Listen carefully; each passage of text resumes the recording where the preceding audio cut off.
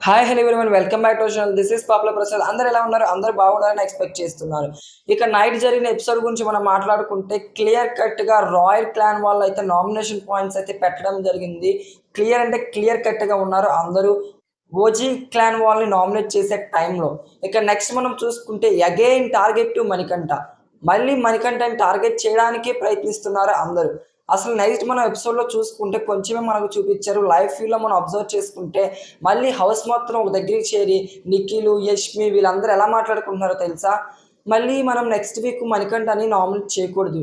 మళ్ళీ మనం మణికంఠని nominate చేశామనుకో, మణికంఠకి sympathy work out అయ్యి మళ్ళీ మణికంఠ రేంజ్ పెరిగిపోతుంది అని ఈ విధంగా మాట్లాడుకుంటున్నారు. మన భాషలో చెప్పాలనుకుంటే మళ్ళీ మణికంఠ మీద కుళ్ళిపోతున్నారు. మొన్నటి వరకేమో ఏ ట్యాగ్ ఇవ్వాలన్నా సరే మణికంఠకే ట్యాగ్స్ ఇస్తూ ఉండేవారు. మళ్ళీ ఇప్పుడేమో మణికంఠ బయట సింపతి వర్కౌట్ చేస్తున్నాడు, సింపతిగా వెళ్ళిపోతుంది మణికంఠకంటూ కుళ్ళుకొని ఏడుస్తున్నారని చెప్పొచ్చు మన భాషలో చెప్పాలంటే ఓజీ క్లాన్ వాళ్ళు. ఎక్స్‌పెక్ట్ నబీల్ తప్పించి మిగిలిన వాళ్ళందరూ అదే టైప్‌లో ఉన్నారు. అసలు ఈ సీతక్కని చూస్తే నాకు ఏ ట్యాగ్ ఇవ్వాలనిపిస్తుందంటే, సీతక్క నువ్వు ఇంకా ఆ పక్క మూటముళ్ళు సర్దుకొని వెళ్తే మంచిదేమో అక్క అన్నట్టు ఫీల్ వస్తుంది నాకైతే.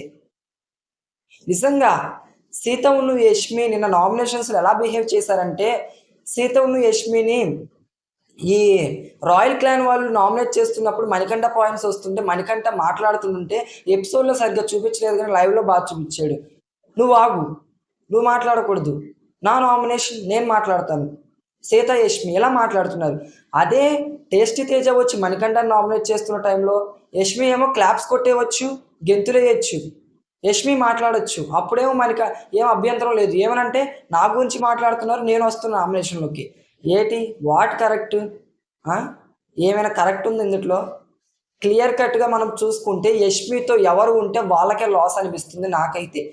యష్మి బిహేవియర్ రోజు రోజుకి ఇంకా అనకూడదు గానీ రోజు రోజుకి ఇంకా పడిపోతుంది గానీ పెరగడం లేదు. యష్మితో ఎవరైతే ఫ్రెండ్‌షిప్ చేస్తారో వాళ్ళకి లాస్ తప్పించి యూజ్ అయితే ఏమీ లేదు.